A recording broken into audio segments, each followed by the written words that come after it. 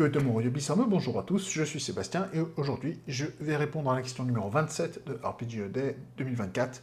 La question est la suivante, une figurine merveilleuse, le mot-clé c'est figurine. Et je dois dire que j'en ai pas. J'ai pas de figurine merveilleuse parce que je joue pas avec des figurines. Aussi simple que ça. Donc, j'ai pas de figurines merveilleuses, je suis pas un collectionneur de figurines.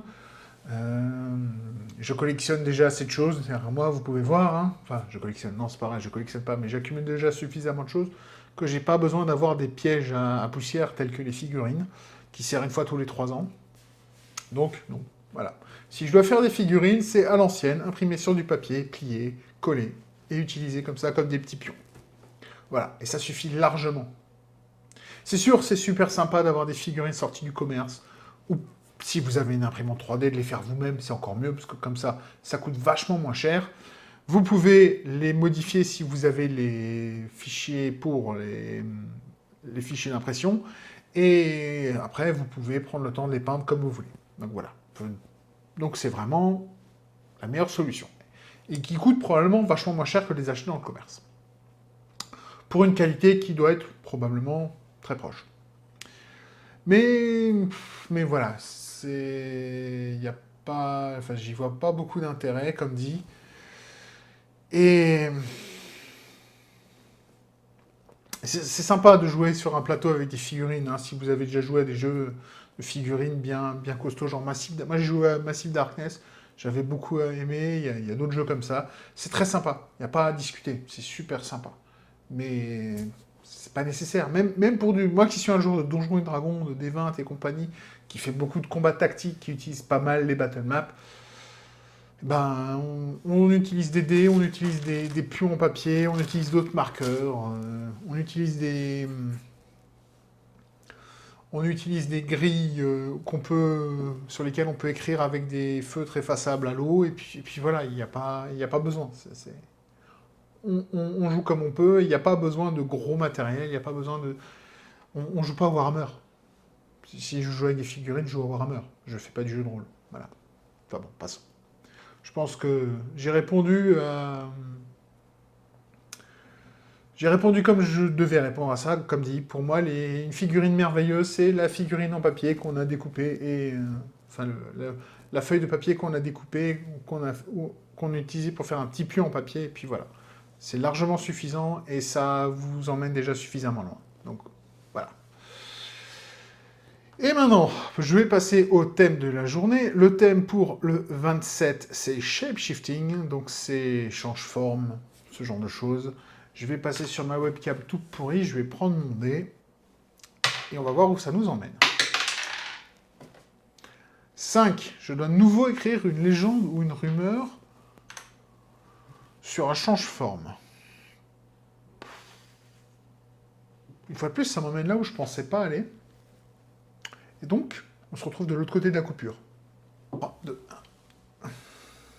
Me revoilà, avec une idée. Enfin, j'espère, on va voir. On va l'explorer ensemble. J'ai eu une accroche, on va voir où ça m'emmène. L'idée.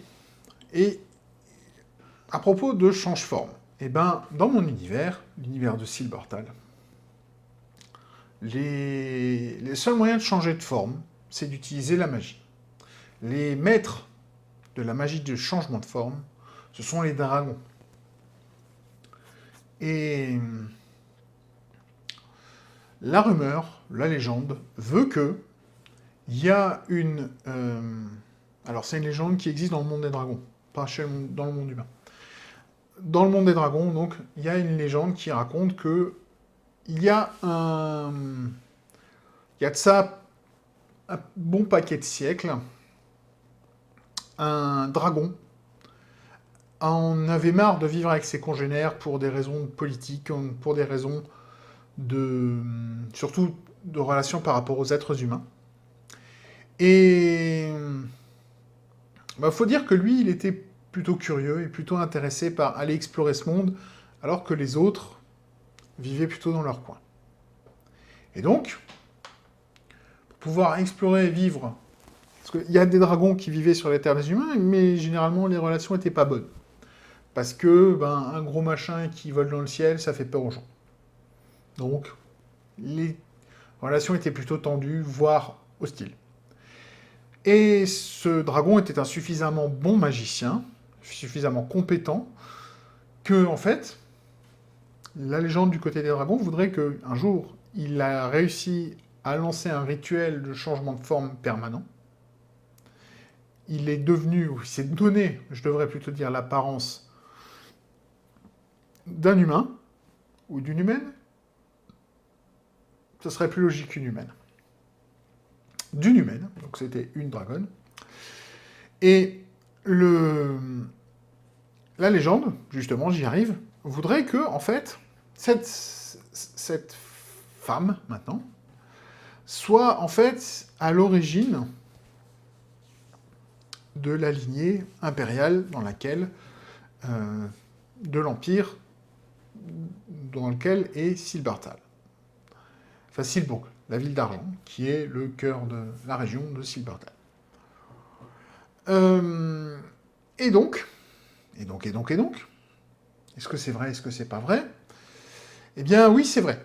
Et l'empereur actuel, je crois que j'avais appelé Guillaume, donc Wilhelm, et n'est pas appelé le dragon pour rien, parce qu'il a du sang de dragon dans les veines. Enfin, pas pur, hein, bien sûr, mais le sang de dragon est plus fort chez lui que chez ceux de sa fratrie, et c'est pour ça qu'il a le charisme et la force. Il impose comme ça, et qu'il s'est retrouvé à être le client, enfin pas le client, la personne la plus logique pour prendre la succession. C'était pas le plus vieux, mais c'est celui à qui on a donné le rôle d'empereur. Parce que oui, c'est pas forcément de la primogéniture chez moi. Le passage d'empereur, j'ai pas encore défini comment les titres passent, mais c'est clairement pas de la primogéniture. C'est pas non plus du partage salique, donc je sais pas encore. Mais voilà. Et voilà. Et donc, quand la magie reviendra sur Terre, excusez-moi, et ben son sang de dragon va se réveiller. Et il va se passer des choses intéressantes avec lui.